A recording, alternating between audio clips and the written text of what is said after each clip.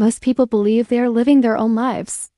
They wake up, make decisions, react to problems, and think they're in control. But what if I told you that most of what you think, feel, and do is not really a choice? It's a habit running in the background? Like a car on cruise control, your life may be moving forward, but no one is truly holding the wheel. Have you ever reacted the same way you promised yourself you wouldn't? Said the same words, felt the same anxiety, repeated the same patterns, almost automatically? Why does this keep happening even when you know better? And more importantly, who is really making these decisions? Ancient philosophers warned about this. Modern neuroscience confirms it. The truth is uncomfortable but liberating. Your subconscious mind may be running your life on autopilot, and you don't even notice it. Stay with me until the end of this video, because once you see how this invisible system works, awareness alone can become the first step to taking your life back. So why do we keep repeating the same patterns even when we swear we won't? Why do we react the same way, fall into the same traps, and make the same choices, almost as if something inside us is on repeat? Everyone knows the feeling. You tell yourself, next time I'll be calmer, and then next time comes, and you explode again. You promise, I won't overthink tonight, and yet there you are at 2 a.m., replaying the same worries. It feels personal, like a flaw. But ancient wisdom suggests something else entirely. For thousands of years, philosophers warned that most people are not truly awake. Aristotle believed that human character is shaped by habit, actions repeated so often they become automatic. In his view, we don't first choose who we are and then act. We act first, unconsciously, and only later call it who I am. In other words, your life slowly becomes whatever you repeat without awareness. That idea echoes across traditions. In Buddhism, this state is called ignorance, not stupidity, but living without awareness. The Buddha taught that suffering doesn't come from life itself, but from unconscious reactions to life. We are poked by the world, and we react like a knee hitting a hammer, automatic, predictable, unquestioned. Even common sayings reveal this truth. We say people are creatures of habit. We say someone is stuck in a loop. We say, I don't know why I did that. It just happened. These aren't just expressions. They are confessions.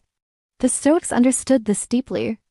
Marcus Aurelius wrote that people are disturbed not by events, but by the automatic judgments they make about them.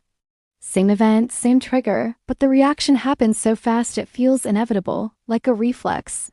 From this perspective, living on autopilot isn't a failure, it's the default. Most of life is lived half asleep, guided by invisible patterns formed long ago. And once you see this, a powerful realization appears. The problem is not that you are broken, it is that you've been living automatically. And that leads to the real question. If philosophy has warned us about unconscious living for centuries, what is actually happening inside the brain when we live this way? And can it be changed? So, what is actually happening inside your brain when you live on autopilot? Why does awareness feel so hard, while reacting feels effortless? Modern neuroscience gives us a clear answer. Your brain loves shortcuts. Every repeated thought, emotion, or behavior creates a pathway, like a trail in a forest. The more you walk that trail, the clearer and faster it becomes. Eventually, you don't choose the path anymore. Your brain takes it for you. This is how habits are born. Not just habits like biting your nails or checking your phone, but emotional habits. Anxiety becomes a habit. Self-criticism becomes a habit. Reacting the same way to the same trigger becomes automatic. The brain is simply trying to save energy, like a machine set to default mode. Scientists call this automatic processing. Studies show that most decisions happen before you're even aware of them. By the time you say, I decided, the brain has already acted. Awareness comes late, like reading yesterday's news and thinking you're watching it live. There is even a specific brain network linked to this state, the default mode network. It activates when you are not fully present, when your mind wanders, replays the past, or worries about the future. In this mode, the brain runs old stories on repeat. Same fears, same identity, same reactions. But here's the surprising part. The brain does not distinguish between what is useful and what is familiar. It will repeat anxiety just as faithfully as it repeats calm, as long as it's been practiced enough. That's why knowing something intellectually doesn't change it. Insight without awareness doesn't rewire the brain. Change begins in a very simple, almost boring place, noticing. When you observe a reaction instead of becoming it, the automatic loop weakens. The brain pauses. New pathways become possible. This is called neuroplasticity, the brain's ability to rewire itself based on what you pay attention to. And this is why awareness is so powerful. Not because it forces change, but because it interrupts the autopilot. It creates a gap between stimulus and reaction. And in that gap, choice begins to exist.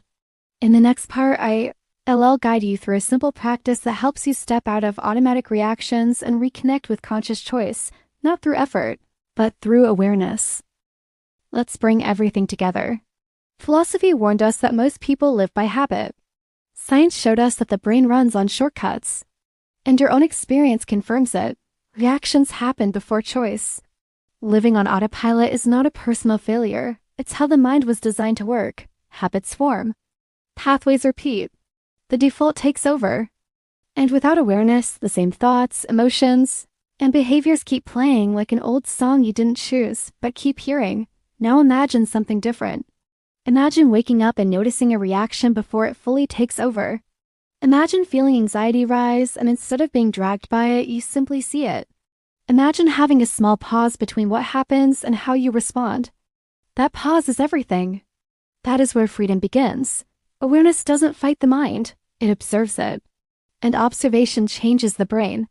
When you stop identifying with the reaction and start noticing it, the autopilot loses power.